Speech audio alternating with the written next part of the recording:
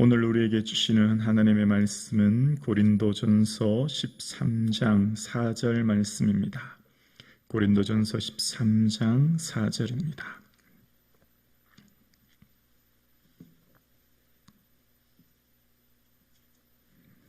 다 함께 합독하시겠습니다. 사랑은 오래 참고 사랑은 온유하며 시기하지 아니하며 사랑은 자랑하지 아니하며 교만하지 아니하며 아멘. 하나님의 사랑이 저와 여러분의 삶 가운데 충만할 수 있기를 주님의 이름으로 축복합니다. 아멘. 오늘 본문의 사랑은 온유하며 라고 이야기합니다. 사랑은 온유하다라고 하는 것입니다. 온유는 표준 국어 사전에 보면 성격, 태도 따위가 온화하고 부드러움이라고 이야기합니다. 한자로는 따뜻할 온, 부드러울 유를 쓰고 있죠.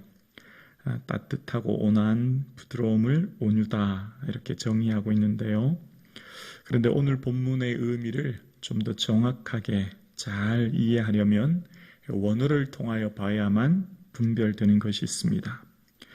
우리나라 말의 노랗다라는 말과 샛노랗다는 말은 좀 차이가 있죠. 외국 사람들에게 이야기하기는 좀 어려운 부분인데요. 이 원어의 뜻은 크레스투오마이라는 단어를 씁니다. 여기서만 딱 한 번 쓰입니다. 신약에서. 보통 온유다라고 하는 말은 프라우테스라는 말을 합니다. 유순한, 겸손한, 온유함.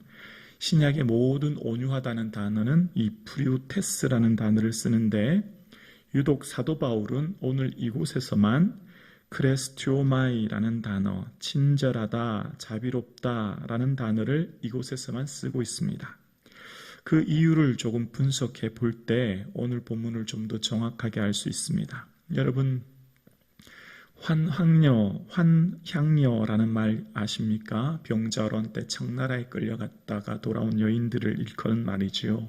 그러니까 환향녀라는 말은 역사적 맥락에서 나온 말인 것처럼 오늘 크레스티오마이라는 단어는 먼저 사도행전 11장 26절을 보면서 말씀을 드리려고 합니다. 사도행전 11장 26절에 보면 만남의 안디옥에 데리고 와서 둘이 교회에 1년간 모여 있어 큰 무리를 가르쳤고 제자들이 이 안디옥에서 비로소 그리스도인이라 일컬음을 받게 되었더라 라고 이야기합니다. 바나바가 고향 다소에 있는 바울을 데리고 와서 안디옥 교회에서 같이 목회하는데 그곳에서 성도들을 가르쳤고 제자를 삼았는데 많은 사람들이 안디옥에 있어서 예수 믿는 사람들을 일컬어 그리스도인이라고 불렀다라는 것입니다. 이 사도행전 11장 26절의 그리스도인은 크레아스티아노스라고 하는 원어입니다. 이것은 당시 유대인들과 예수 믿는 그리스도인들을 구별하기 위해 쓰였던 단어인데요. 기원후 2세기 초반 하드리아누스 황제의 비서였으며 역사가였던 수니에토니우스라고 하는 이 학자는 글라우디오 황제가 주후 49년에 로마에 있는 많은 유대인들을 추방했다라고 하는 기록을 이야기하면서 그때 당시의 문서에 이런 얘기를 합니다.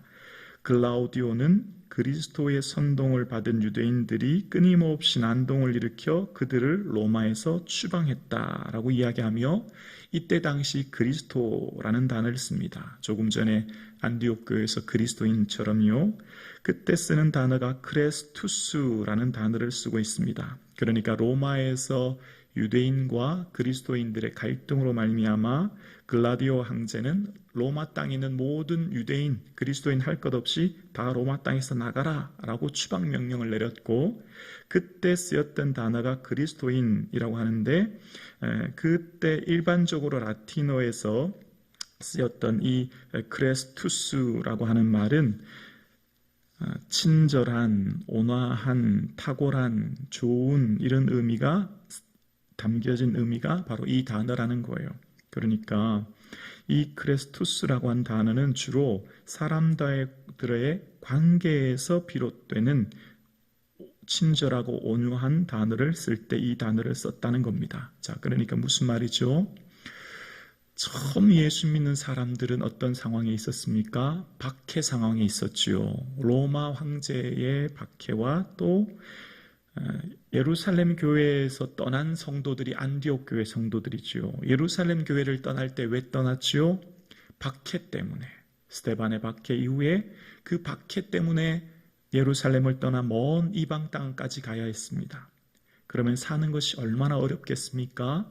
내 살던 고향을 떠나, 우리로 말하면 이민 간 거잖아요. 신앙을 지키기 위해 이민을 갔으니 모든 삶의 터전이 척박하고, 또 당시 예수 믿는 사람들에 대한 주위 로마와 그 시대 사람들은 좋지 않은 박해 상황 가운데 있었으니 얼마나 마음이 낙심되고 또 염려되고 근심되었겠습니까?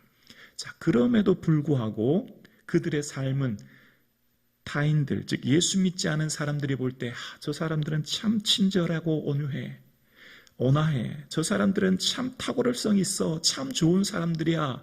라고 하는 말을 듣게 되었다는 거예요. 그래서 그리스도인이라고 하는 말은 예수 믿는 사람들의 존재를 세상에 보여주는 단어가 된 것입니다. 아, 예수 믿는 사람들은 저렇게 살아가는구나 라고 하는 것을 몸소 삶으로 친히 보여주게 된 것이죠. 1세기 말 2세기 초 로마 관리들과 그 당시 많은 사람들이 예수 믿는 그리스도인들을 보면서 친절하고 부드럽고 온화한 모습을 보며 감동을 받았고, 어떻게 저들은 저런 삶을 살 수 있었나 라고 하면서 그리스도인들을 높게 평가한 단어에서 이 단어가 나온 거예요. 그래서 오늘의 본문에 이야기하는 단어는 바로 초대교회, 예수 믿는 사람들의 모습 속에서 등장한 단어였고, 이 예수 믿는 초대교회 성도들의 삶은 결국 누구를 닮은 것입니까? 예수님 닮은 것이지요. 나는 마음이 온유하고 겸손하니 나의 멍에를 메라 말씀하신 예수님의 모습. 그러니까 예수님이야말로 온유함의 결정체셨고 본이 되신 것이지요. 그 예수님의 모습을 온 초대교회 성도들이 닮아간 것이지요. 오늘 저와 여러분이 이런 예수님 닮아갈 수 있기를 주님의 이름으로 축원합니다. 예수님은 근본 하나님의 본체셨지만 자기를 비워 종의 형체를 가져서 사람들과 같이 되신, 죽기까지 복종하신 자기 비화로 인한 온전한 순종으로 인해 주님은 하나님의 뜻을 이 땅에 이루신 것이지요.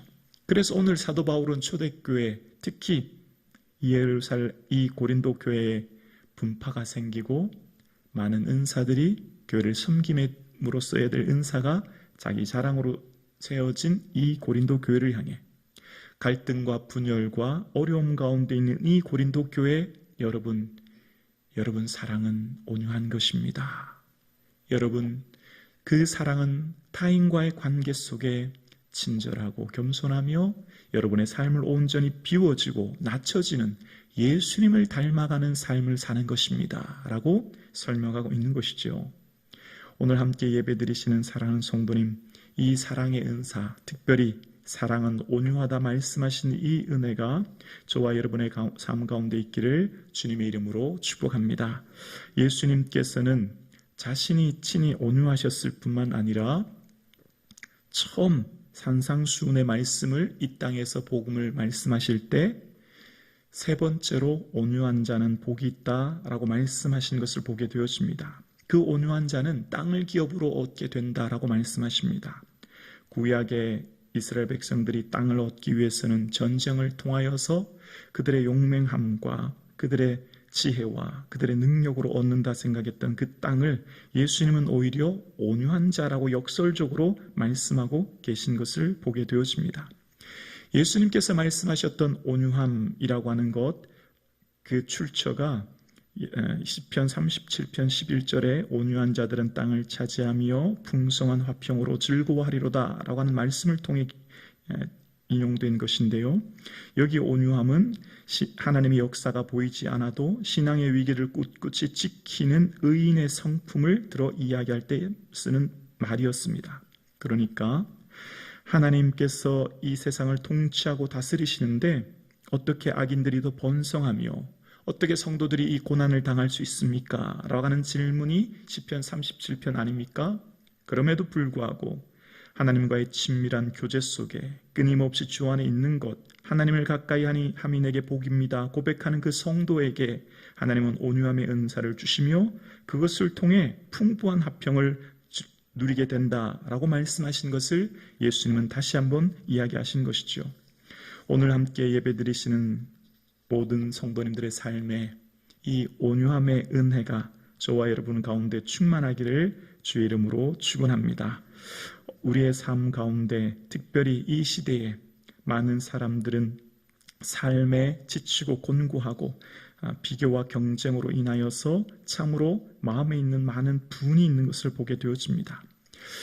중세 스토아 학파 플라톤주의자들은 온유함을 분노의 반대 개념으로 썼고요. 아리스토텔레스는 윤리학 니코마코스 윤리학에서 중용의 성품으로 썼는데 사도 바울은 그런 의미로 사용하지 않았습니다. 바로 예수님의 그 온유함, 자기를 비워 종의 형체를 가지신 자기 비하와 온전한 순종으로 드러나신 예수 그리스도를 닮아가는 그 삶. 그래서 초대교회, 특별히 고린도교회 갈등과 분열과 대치로 어려움 당한 성도들에게 그 마음에 있는 많은 분노와 원망 가운데 있는 그 성도들에게 사도 바울은 편지하며 이야기합니다. 여러분, 사랑은 온유한 것입니다.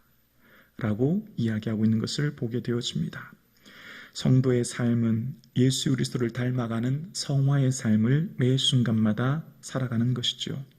성화의 삶은 무엇입니까? 예수님께서 친히 보여주셨던 그 온유함을 우리도 담고 살아가는 것이죠.